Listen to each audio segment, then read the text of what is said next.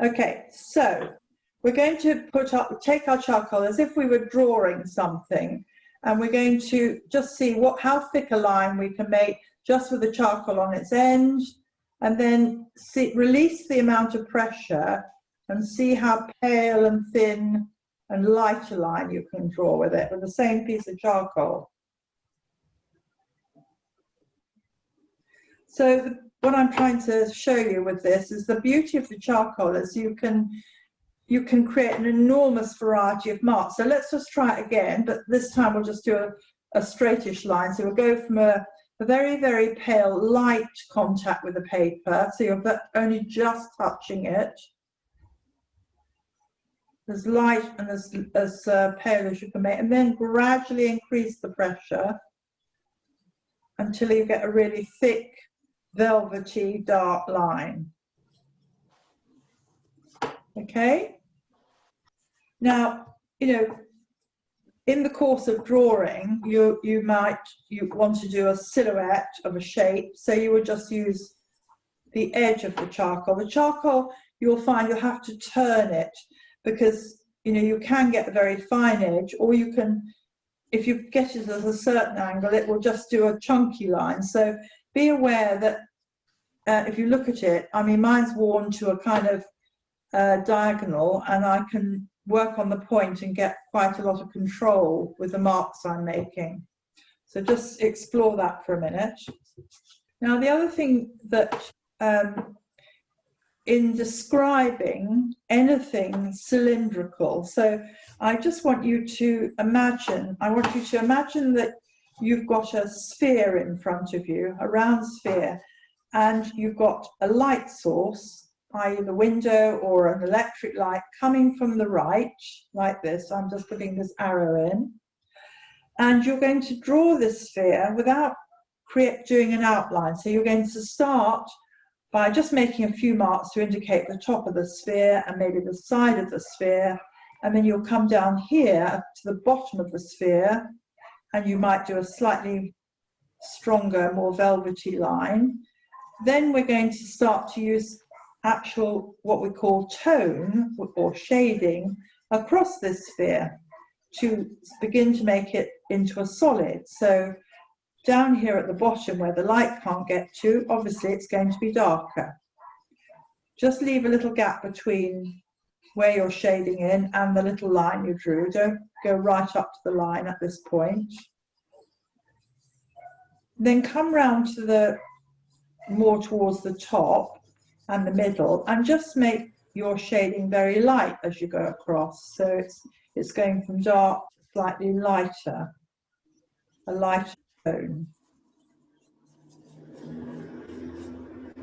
You can increase the dark a bit if you want to, so you see the contrast, just by pressing. And then just come right up here on the right. Now, if you want to, just with your finger, gently smudge the edge of that mid-tone across. And you see here, this is absolute, there's no line here, but that should be completely white on that edge. Go back and then increase the tone across the middle where you've smudged it, because it'll have disappeared.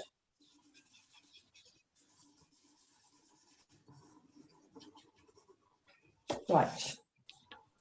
Now, on this sphere, on this very far edge, there's going to be a little bit of reflected light, so you don't make it absolutely black right to the edge. You just leave it slightly grey on the edge where the light is bouncing back from a surface. And just go back over your dark again, so increase the darkness, so the dark is definitely very dark down the bottom here. And if you need to, refine the shape a bit so it's absolutely round. It's being a bit wonky because I'm drawing at an angle.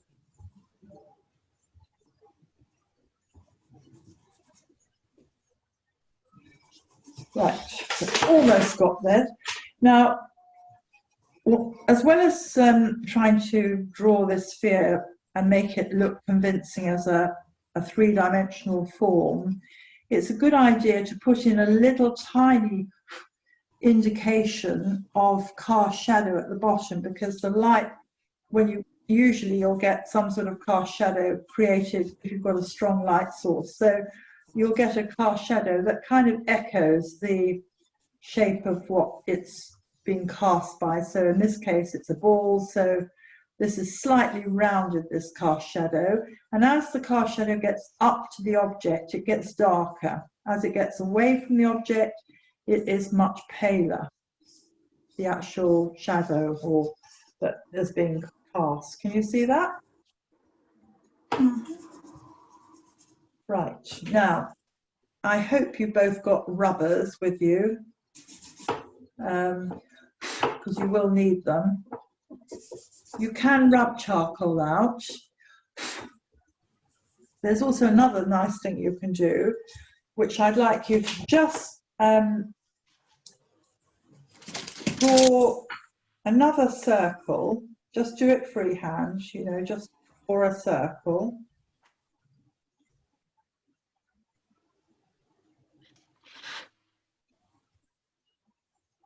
And then just fill it in so it's the whole thing is filled in with charcoal. Just black it all in.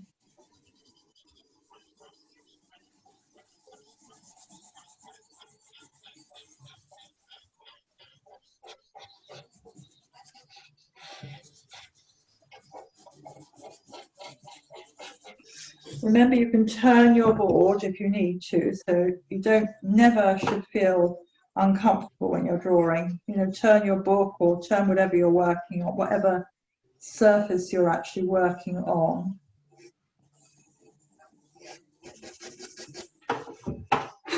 Okay, now I cut my rubbers up, so I've cut this one up and I keep a box of little bits of rubber that are just totally for using with charcoal.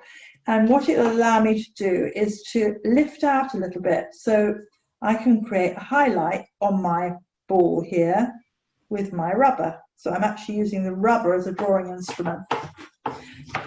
Can you see that? Yeah? Yeah. I need to rubber. Can you see that little highlight? Yeah. You can extend, you know, you can extend it with your rubber. You can actually use your rubber to, you know, create a further highlight on the top of the shape. You know, you can actually bring it back in again and make it bigger. And then you can draw back into it, make it really black around that little highlight. So you get the contrast of the little highlight that you've drawn in with the rubber and the charcoal. Okay, so there's quite a lot you can do with this. I think that unlike a pencil, a charcoal will give you a huge variety of marks, and you have this, with charcoal you can create wonderful tonal drawings, which I think that one of Van Gogh's, just going back to it, if we just look at it again, he's, you know, here where the light can't get under the man's backside in his trousers, and here he's made those areas really rich and black.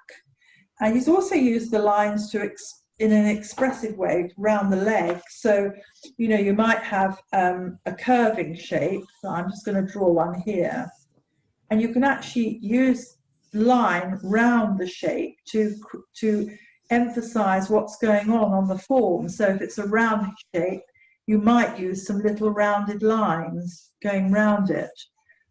Similarly, you might, in the inside the shape where the light's not getting to, you can, you know, use your charcoal quite boldly and richly inside the shape like this.